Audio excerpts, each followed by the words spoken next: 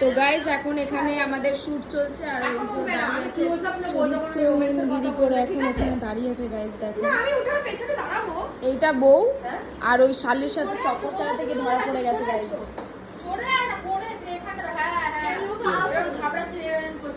এক্ষুনি ধরা পড়ে যাবে বউয়ের কাছে। আমার বাড়িতে আমি কমফোর্টেবল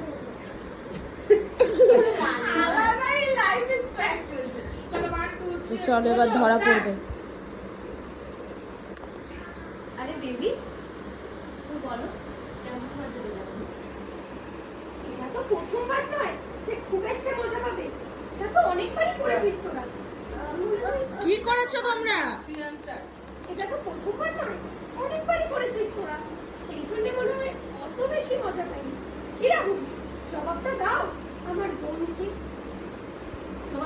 এটা তো প্রথমবার নয় যে খুব